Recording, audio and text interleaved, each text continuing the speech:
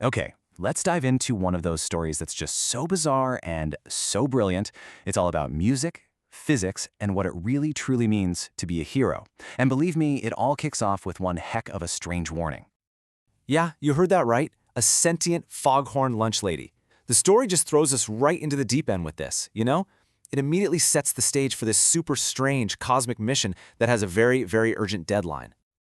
All right, first up, let's meet the crew. We got to get a handle on who these heroes are and what their truly unique assignment is all about. So this is not your average superhero team up, not by a long shot. You've got a reality bender, a cosmic powerhouse, and then two heroes who operate on pure backwards logic. And where are they? Oh, just a diner that exists beyond time itself. Their mission? To pull fundamental truths out of a bunch of cosmic jukeboxes? Simple, right? So what exactly are these multiversal truths? Well, think of them as the fundamental laws of different realities, all crystallized.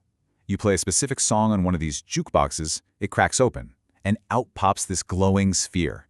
And this thing might prove something absolutely wild. Like, in some universe out there, gravity is just a suggestion. It's that kind of mission. And this quote, this just perfectly captures the whole deal with the Bizarros. They proudly announce they're here to do a terrible job, and somehow that backwards logic is going to be surprisingly essential. But of course, you can't have a mission this weird without a conflict to match. All right, so let's get into the central conflict and meet the antagonist. This guy presents what seems like a completely impossible problem for our heroes. Okay, so this guy, the antithesis, he's not your typical villain. He's actually a pretty tragic figure. See, after he lost his wife, he became completely convinced that superheroes, by, constantly breaking the laws of physics, were feeding this cosmic monster that literally erases normal people from existence. So his motivation is laser-focused, and from his point of view, it's completely logical. And his weapon? It's something called the null field. It's basically an area of absolute nothing that just cancels out anything that breaks the laws of physics. For a hero like Celestial Timeless Power Man, a total powerhouse, this is a complete disaster. His energy just gets drained away into nothing. And this really gets to the heart of his belief that superheroes, every time they try to save the world, are actually just speeding up its destruction. It's a powerful and, frankly, a pretty terrifying idea when you think about it. Okay, now this is where things get really interesting. This is the turning point of the whole story. We're about to see how this null field interacts with heroes whose powers are, well, for lack of a better word, already completely backwards. So as soon as the null field hits the Bizarros, they start shouting things like this. Me, I'm getting weaker. This am terrible. But because they're Bizarros, when they say that, it means the exact opposite is happening. And this brings up this fantastic logical puzzle, which is really the key to the whole thing. How do you negate a negative, right? What happens when you try to cancel a power that's already backwards? And here's the answer, the crucial twist. By trying to take away their backwards powers, the antithesis accidentally turns them into normal, competent, effective heroes. He cancels their wrongness, which, just for a little while, makes them right. So this incredible twist totally exposes a critical flaw in the antithesis's power, in his whole logic, and it leads our heroes to a solution that is just so elegant.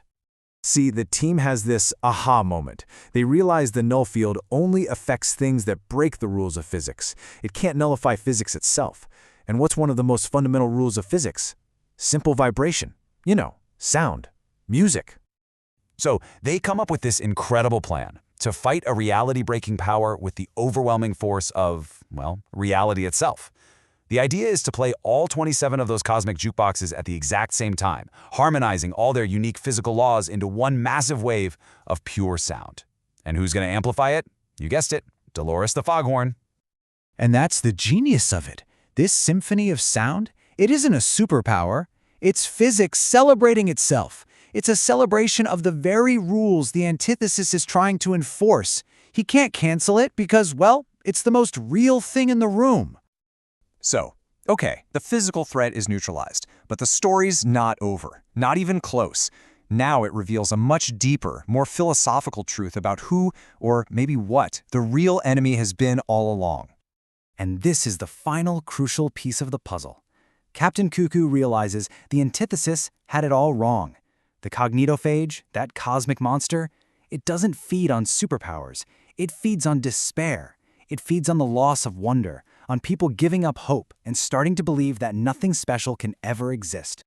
So in this huge stroke of cosmic irony, the villain's entire crusade was actually helping the very thing he was trying to destroy. By trying to erase everything special and enforce a boring, mundane reality, he was starving the universe of the exact thing that kept the phage at bay: hope. This revelation is just stunning, and it completely transforms our villain's role in the universe, which brings us to the story's really unique resolution. So instead of being destroyed or, redeemed in the usual comic book way, he finds a totally new purpose. He transforms. He's not there to negate power anymore. He's there to be the conscience of the superpowered, a reminder to stay connected to humanity, to keep the heroes honest. And who better to sum it all up than our favorite sentient foghorn, Dolores? This quote just perfectly captures the story's ultimate message. Resolutions aren't really endings. They're just another song queued up on the cosmic jukebox. And so the story leaves us with the very same question that the antithesis now asks every hero he meets. It's a really powerful final thought, you know?